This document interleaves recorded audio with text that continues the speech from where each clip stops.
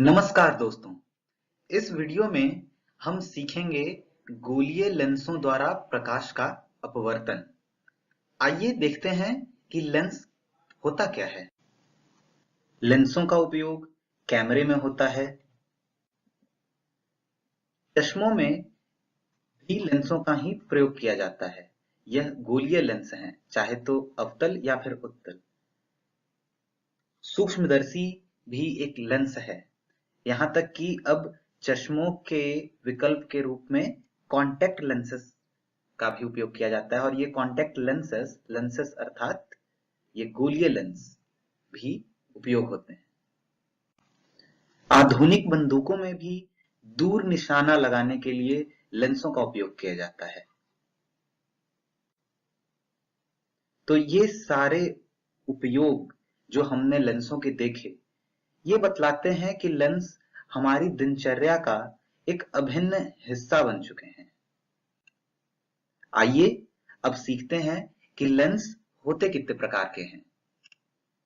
एक उत्तल लेंस और दूसरा अवतल लेंस। इसके अलावा भी लेंसों के प्रकार हैं, पर ये दो मुख्य लेंस हैं दोस्तों।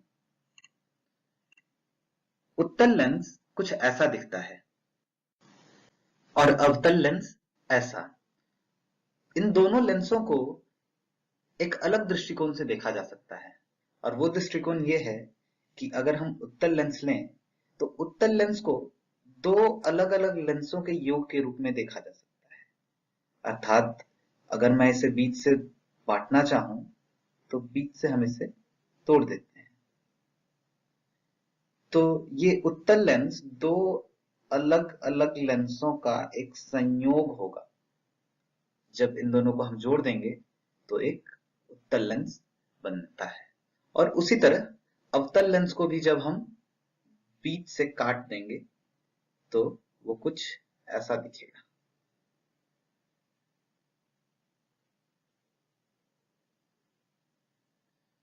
जी, तो हम समझ सकते हैं कि ये जो वक्र पार्ट है, ये जो वक्र वक्र भाग है इस लेंस का, इसकी अपनी एक त्रिज्या होगी और इस वक्र भाग की भी अपनी एक त्रिज्या होगी। हम आगे विस्तार से इस पर चर्चा करेंगे। आइए अब उत्तल लेंस को समझने की कोशिश करते हैं। इस लकीर पर बने दो बिंदु C1 और C2 यह बतला रहे हैं कि ये C1 इस वक्र भाग का केंद्र है। वक्रता केंद्र जिसे हम कहते थे, वक्रता केंद्र है, और ये C2 इस भाग का वक्रता केंद्र है। इन दोनों C1 और C2 को मिलाने वाली रेखा को हम मुख्य अक्ष कहते हैं। यह जो बिंदु जो लेंस के बीच में मैंने बनाया है, जिसे उसे मैं यहां दिखा रहा हूं, इसे प्रकाशिक केंद्र कहते हैं। यह जो दो बिंदु और जो इस O और C1 एवं O और C2 के बीच में बने, ये F1 और F2 फोकस दूरी बतलाते हैं। और यहाँ पर OF1 is equal to OC1 बटे 2। ऐसा ही हमने मिरर के केस में भी देखा था दोस्तों, दर्पणों के केस में भी हमने ऐसा ही देखा था। आइए देखते हैं कि ये लेंस करते क्या है। एक प्रयोग के जरिए हम इसे समझने की कोशिश करेंगे।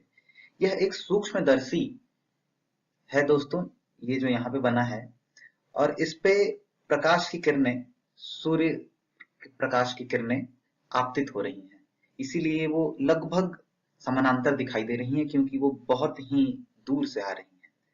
तो ये सूक्ष्मदर्शी उस उन समानांतर प्रकाश की किरणों को अपने फोकस की ओर मोड़ देता है।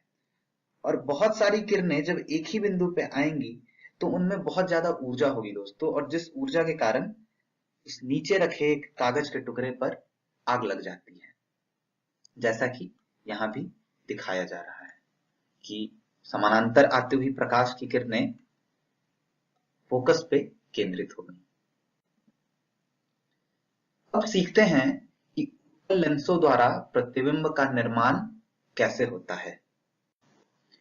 इस चित्र में एक उत्तल लेंस दिखाया गया है दोस्तों, जिसकी वक्रता, केंद्र, फोकस दूरी एवं प्रकाशिक केंद्र ये सारी चीजें चिन्हित हैं। आइए देखते हैं कि हम लेंसों में चिन्ह परिपाटी कैसे समझ सकते हैं।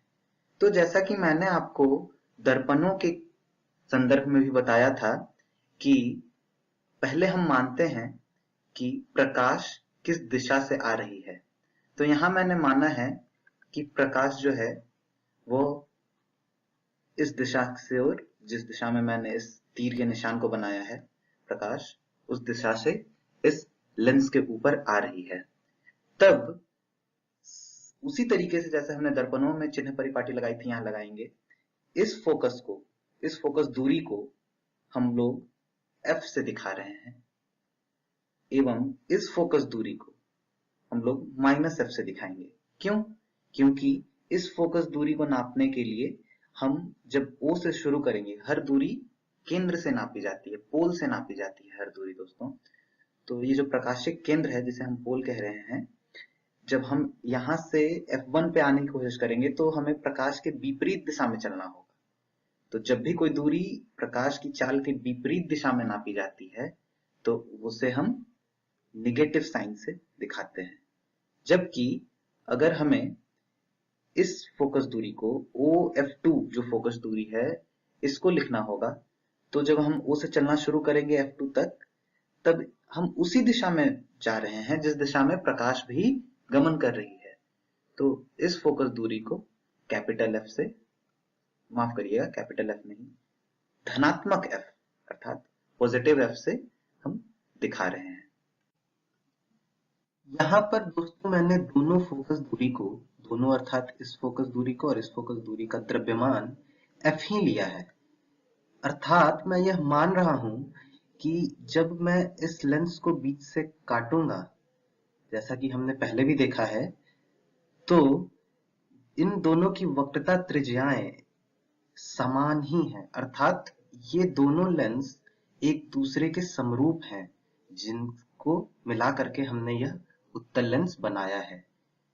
ऐसा भी हो सकता है दोस्तों कि जब दो अलग अलग लेंसों को मिलाया गया तो उनकी वक्रता त्रिज्याएं अलग अलग हों।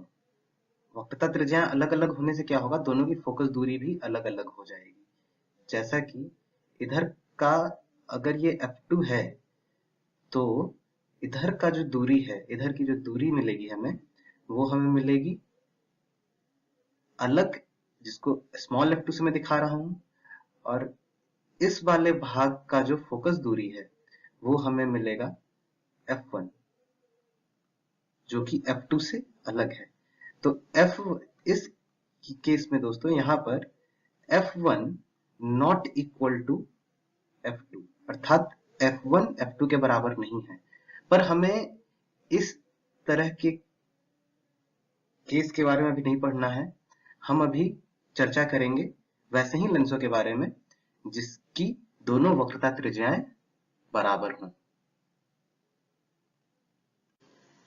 आइए अब एक वस्तु का प्रतिबिंब बनाने की कोशिश करते हैं उत्तल लेंस के जरिए। तो हम ऐसा मान रहे हैं कि वस्तु इसके वक्रता केंद्र और फोकस के बीच में है, यहां पर, जिसे मैं A B से दिखा रहा हूं। जैसा कि हम जानते हैं कि इससे बहुत सारी प्रकाश की किरणें निकल रही होंगी, पर हमें बस दो प्रकाश की किरणों की जरूरत है।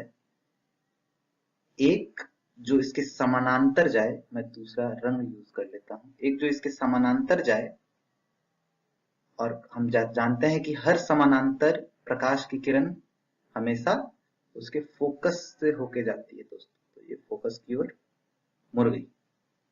तो ये पहली किरण जो समानांतर जा रही थी वो फोकस की ओर मुड़ गई, और दूसरी किरण को मैं यहाँ लाल रंग से दिखाने की कोशिश करता हूँ। दूसरी किरण हम दोस्तों इसके प्रकाशिक केंद्र से होकर गुजारेंगे। तो जो भी प्रकाश की किरण प्रकाशिक केंद्र से होकर गुजरती है वो सीधी सरल रेखा में गमन करती रहती है।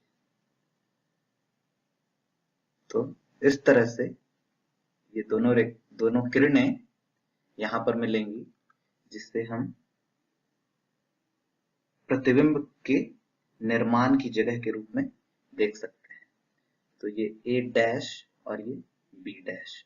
तो जैसा कि हम देख रहे हैं दोस्तों कि प्रतिबिंब उल्टा बना है पर वास्तविक बना है। जब वस्तु को वक्रता केंद्र और फोकस के बीच में रखा जाता है।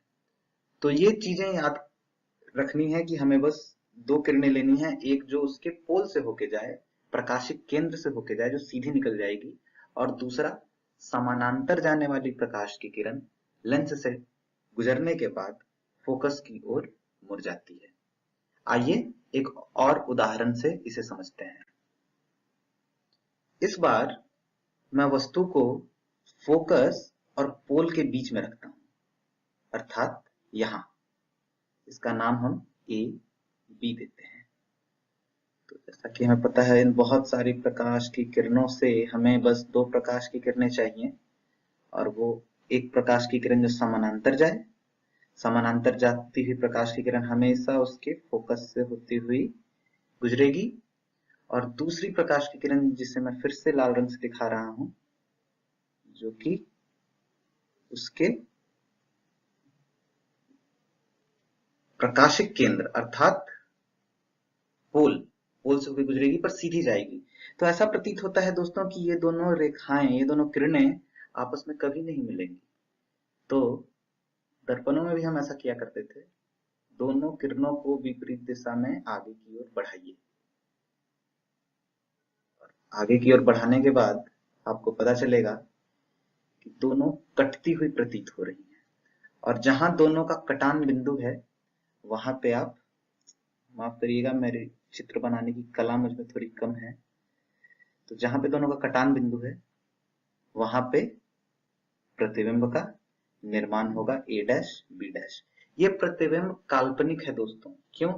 क्योंकि ये वास्तविक किरणों के कटने से नहीं बना, वास्तविक किरणों के मिलने से नहीं बना है।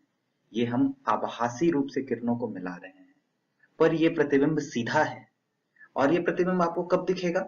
ये प्रतिबिंब आपको तब दिखेगा जब आप यहाँ पर अपना आंख रखें और यहां से देखेंगे तो आपको प्रतीत होगा कि इस वस्तु का प्रतिबिंब बड़ा दिखाई दे रहा है। तो सूक्ष्मदर्शियों में ऐसा ही किया जाता है। वस्तु को, जो छोटी वस्तुएं होती हैं, उन्हें पोल और फोकस के बीच में रखा जाता है ताकि उनका एक बहुत बड़ा प्रतिबिंब दिखाई दे। इसीलिए तो हम उन्हें क्या कहते हैं? मैग्नीफाइंग ग्लास, अर्थात सूक्ष्मदर्शी, छोटी से छोटी वस्तुओं को देखने वाला यंत्र। तो दूसरी तरफ से, जब सूक्ष्मदर्शी के दूसरी तरफ से हम देखते हैं तो वो वस्तु हमें इनलार्ज दिखाई देती है, अपने साइज से बहुत बड़ी दिखाई देती है। आइए मैं आपको जल्दी से अवगत करा देता हूं बाकी के वस्तु व प्रतिबिंब स्थितियों से। यहाँ केस ए में जब अनंत से आती हुई समानांतर प्रकाश की किरणें उत्तल लेंस पर पड़ रही हैं, तो फोकस पे उसका प्रतिबिंब बन रहा है जो कि बिंदु आकार का है। दूसरे केस बी में जब वस्तु को वक्रता केंद्र से परे रखा जाता है तो उसका प्रतिबिंब फोकस और उसके वक्रता केंद्र के, दूसरे वक्रता केंद्र के बीच में बनता है। तीसरा केस है दोस्तों, जब वस्तु को वक्रता केंद्र पे ही रखते हैं, C1 पे ही रखते हैं, तो उसका प्रतिबिंब भी वक्रता केंद्र, दूसरे वक्रता केंद्र अर्थात C2 पे बनता है। तीसरा केस जो है दोस्तों, उसमें वस्तु को हमने वक्रता केंद्र और फोकस के बीच में रखा है, जिसका प्रतिबिंब दूसरे वक्रता केंद्र के परे बन रहा है।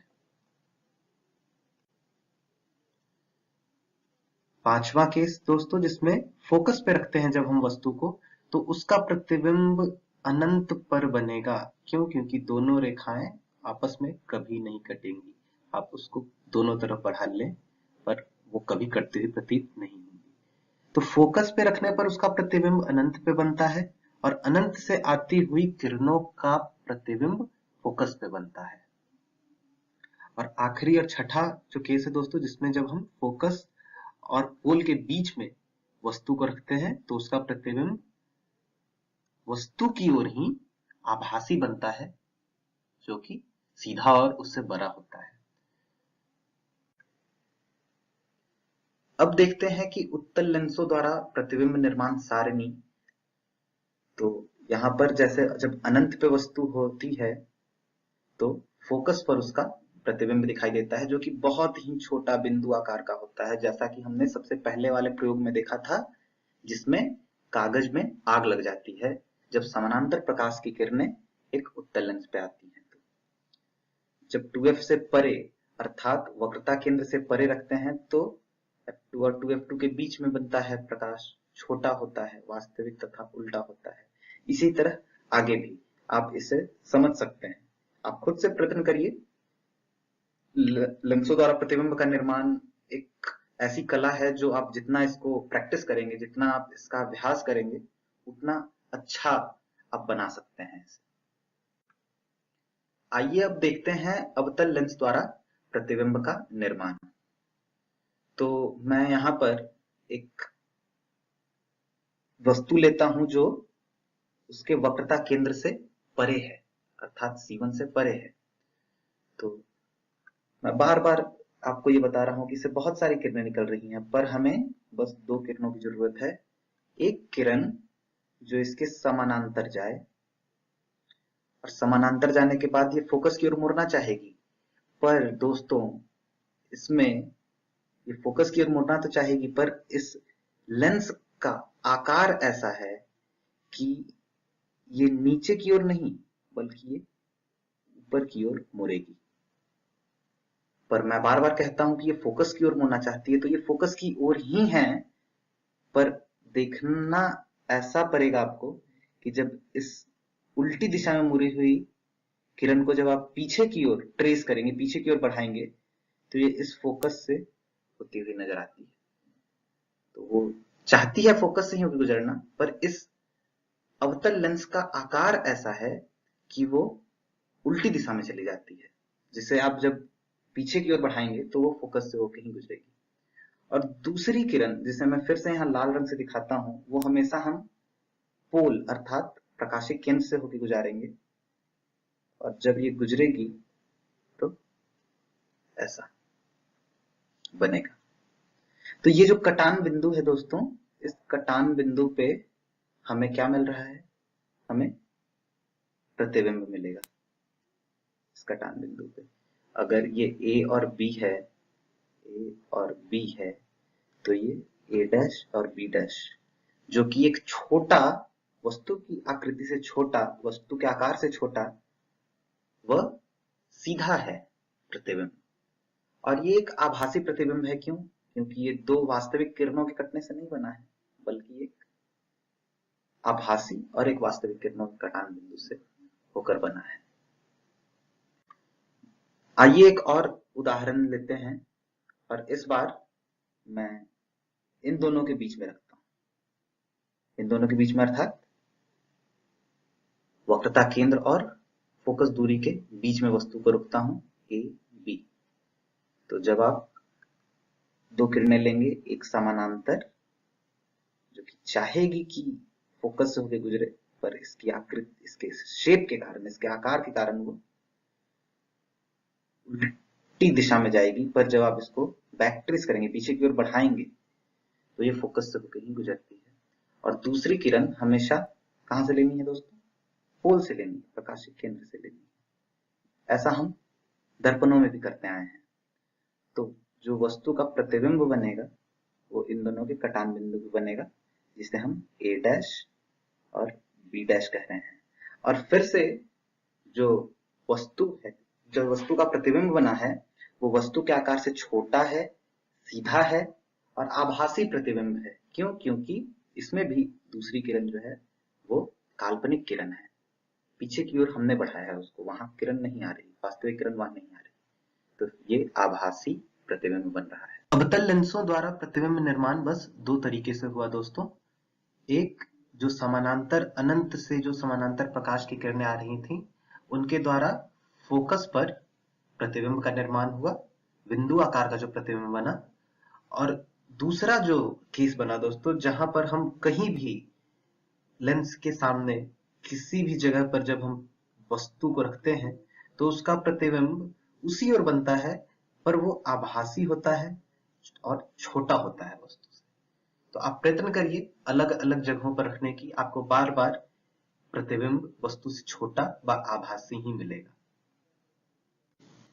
तो अवतल लेंसों द्वारा प्रतिबिंब निर्माण सारणी कुछ ऐसी है दोस्तों। जब आप अनंत पर रखते हैं तो फोकस पर ही बनता है, पर अत्यधिक छोटा, बिंदु आकार का छोटा। और ये सबके लिए है दोस्तों। देखिए, अनंत तथा लेंस के प्रकाशिक केंद्र O के बीच में रखने पर। और यहाँ दो ही चीजें दिखाई गई हैं। क्यों? क्योंकि आप जब अनंत से बाहर कभी भी रखते हैं तो जो दूसरी किरण होती है वो हमेशा आभासी किरण को काटती है, ऐसा कि वो प्रतिबिंब फोकस F1 तथा प्रकाशिक केंद्र O के बीच में ही बने। तो ये खासियत है अवतल लेंस की। और हर केस में आभासी तथा सीधा प्रतिबिंब ही आपको मिलेगा। अब खुद प्रयत्न करिए, आप समझ जाएंगे। आइए अब देखते हैं लेंस सूत्र क्या है। जैसे हमने दर्पणों में दर्पण सूत्र पढ़ा था, उसी तरह लेंस सूत्र भी हमें पढ़ना है दोस्तों। ये बहुत ही महत्वपूर्ण टॉपिक है, ये बहुत ही महत्वपूर्ण भाग है इस पूरे अभ्यास का जो हम यहाँ कर रहे हैं। तो लेंस सूत्र कहता है 1/v minus 1/u is equal to 1/f।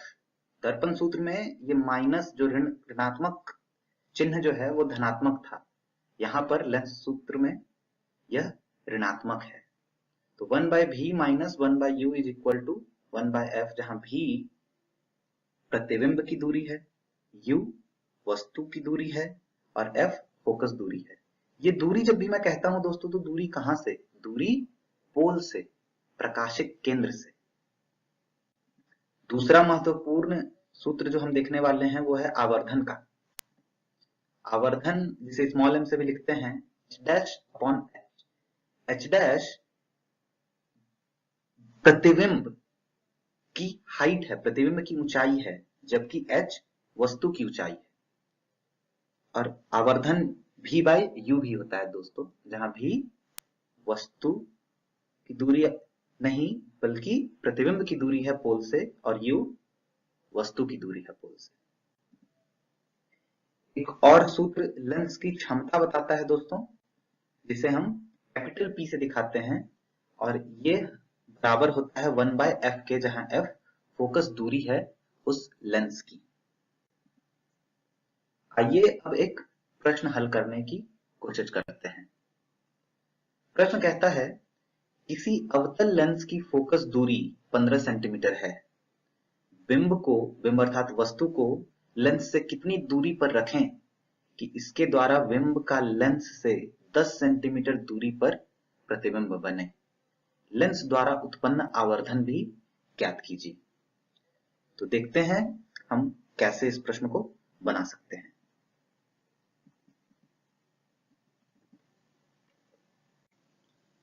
प्रश्न में दिए गए जानकारी के अनुसार दोस्तों प्रतिबिंब दूरी 10 सेंटीमीटर है, जिसे मैंने -10 सेंटीमीटर लिखा है, और फोकस दूरी -15 सेंटीमीटर। ऋणात्मक चिन्ह मैं लगा रहा हूं, क्यों? क्योंकि यह एक अवतल लेंस है। अवतल लेंस द्वारा सदैव ही आभासी सीधा प्रतिबिंब उसी ओर बनता है जिस ओर बिंब रखा होता है, अर्थात जिस ओर वस्तु रखी होती है। तो अगर आप भूल गए हों तो एक बार मैं आपको फिर से यहाँ पर बनाकर दिखाने की कोशिश करता हूं कि ये अवतल लेंस था, और अवतल लेंस में वस्तु अगर यहाँ है तो वस्तु का बिंब भी इसी दिशा में यहाँ पर बनता था। तो जो प्रतिबिंब की दूरी होगी वो ऋणात्मक होगी। क्यों? क्योंकि वो किरण के चाल के विपरीत दिशा में नापी गई दूरी है पोल से। तो प्रतिबिंब की दूरी मैंने ऋणात्मक ली है, और फोकस दूरी, इस फोकस की हम लोग अभी बात कर रहे हैं, तो ये फोकस दूरी भी ऋणात्मक है, जो कि 15 सेंटीमीटर दी हुई है। हमें बिंब दूरी निकालनी है u। हमें पता है कि अवतल लेंथ या फिर लेंथ सूत्र 1/v minus 1/u is equal to 1/f होता है। इसे हम ऐसे तरीके से भी लिख सकते हैं 1/u equal to 1/v minus 1/f। जब हम ये सारी जो जानकारी हमने निकाली है इस प्रश्न से v f इस सूत्र में डालेंगे तो हमें 1/u इज इक्वल टू 1/-30 मिलेगा दोस्तों, जिससे हमें पता चलता है u is equal to -30 centimetre. u भी एक -30 सेंटीमीटर है दोस्तों। u ऋणात्मक आने का मतलब है कि u भी लेफ्ट साइड में, लेफ्ट अर्थात बाई साइड में है। जैसा कि मैंने यहाँ पर बनाया था एक अवतल लेंस, तो वस्तु भी इधर ही थी और उसका बिंब भी इधर ही था। तो दोनों जो दूरियां हैं वो नेगेटिव ही हैं, ऋणात्मक ही हैं। इस प्रकार बिंब की दूरी 30 सेंटीमीटर है, जो कि प्रश्न ने पूछा था हमसे यहाँ पर कि आप बिंब दूरी ज्ञात करिए, तो बिंब की दूरी भी 30 सेंटीमीटर है। आइए अब आवर्धन ज्ञात करने की कोशिश करते हैं। तो आवर्धन होता है m is equal to v/u।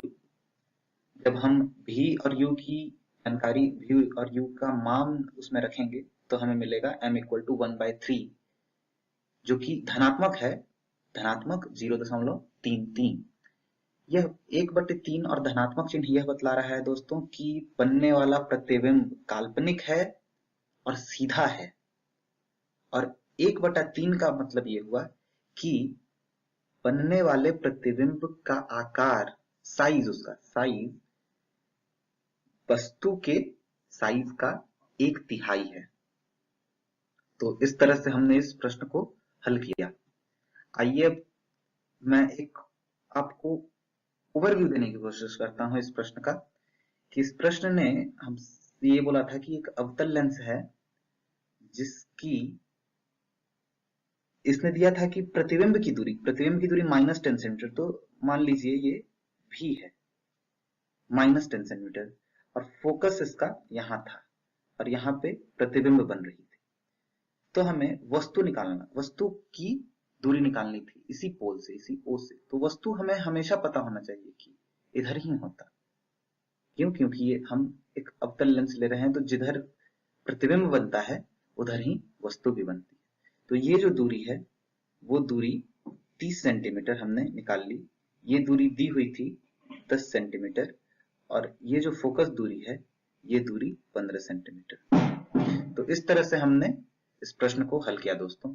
तो इसके साथ ही यह पूरा अभ्यास हमारा खत्म हुआ। एक फिर नए अभ्यास के साथ हम मिलेंगे नई कक्षा में। धन्यवाद।